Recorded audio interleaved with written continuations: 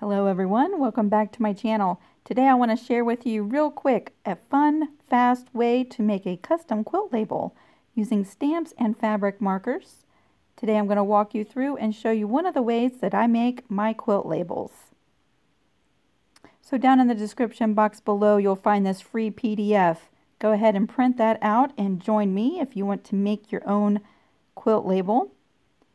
I'm going to start with just some regular white quilter's cotton, and I'm just using my PDF to make sure that my piece of fabric is bigger than my label all the way around all the edges.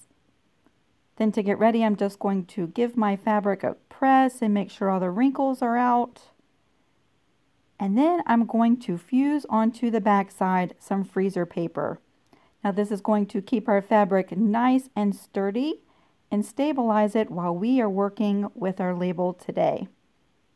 So I just like to use a high cotton setting on my freezer paper. I'm going to fuse from the back side and then flip it over and make sure it's nice and smooth on the front. Now that we have our fabric prepared, I'm going to use a heat erasing pen and my PDF. I'm going to bring in my light pad. Turn that on. That just helps me see through the fabric and the freezer paper.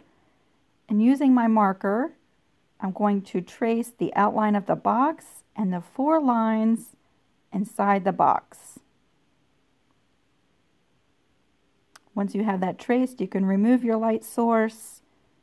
There are all of my lines. Everything is nice and centered inside the box.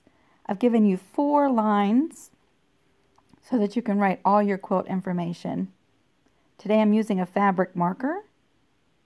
It's got a fine little tip on it, and I'm going to write the name of the quilt on the top line. And then I'm going to make sure to include my name as the maker of this quilt. And then we're going to date this quilt. Very important information to include on the back side of your quilts. Now at this point, I'm going to go ahead and start decorating my label. I'm using a stamp pad, and you'll see I have a bunch of different stamps here. I'm going to go through my stamps and figure out which one to use. And I do not like using the wooden blocks that come with these stamps. So very easily you can just remove that top little rubber part of the stamp. I like to go in and trim all of the extra rubber parts around the stamp really close to the design, and that just helps alleviate all those little stamp marks that you get sometimes when stamping. Now using a clear stamping block, I went ahead and mounted my stamp, and now I can just decorate my label all the way around all the edges. And this is just an idea. You can take any stamp, any color ink pad. I found that this ink pad holds up to washing really well. There's several out there for fabric that you can wash and dry for your quilt labels. And once we have our decorations all stamped out, I'm going to clean up this stamp. And then we're going to go ahead and trim away all the extra around our quilt label. I'm going to use the lines on my ruler and line them up with the lines that we marked from our template. And I'm trimming a 1/4 inch beyond the lines. And we're going to go ahead and heat set this and dry and heat set those inks from the stamp before we start coloring.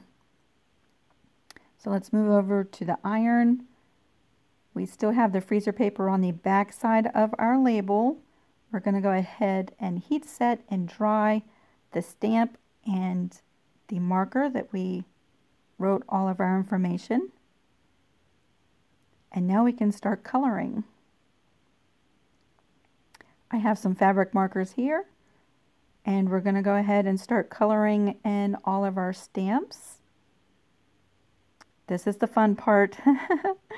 This is just like coloring like when you were a little kid. I'm going to go through and color each one of the butterflies. You could do them all different colors. You could add all kinds of designs. You don't have to use the stamps. You could just draw your own images with the fabric markers. I just thought I would show you how you could quickly add designs with stamps. Now I'll come in with some yellow and add a pop of yellow in the center of my butterflies. And then I'm going to bring in a black micron pen and just add another little element of design to my label.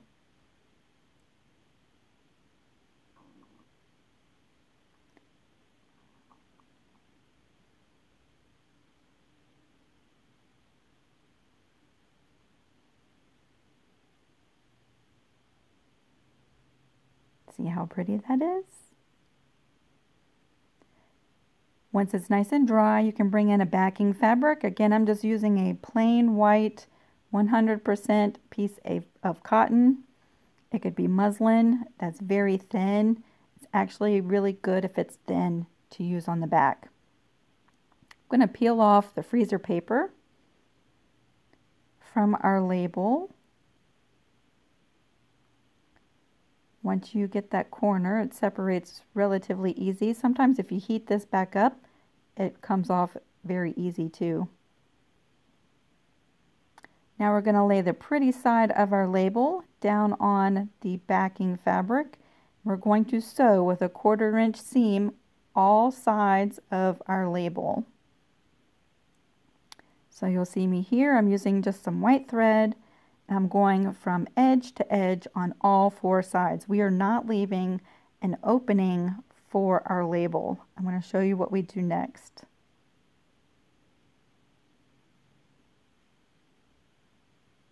That's one side. Coming down the next side.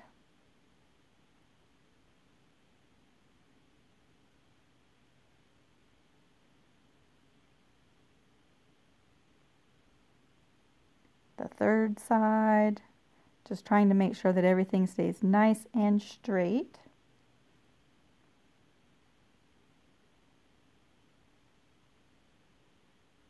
And then we'll do this 4th side.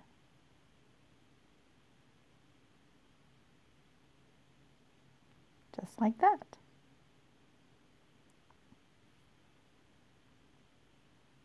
Now once you have that removed from the sewing machine, we're going to go ahead and trim away all the extra backing fabric. I'm just going to use my ruler and my rotary cutter and just trim that away, flush to the edge of the label.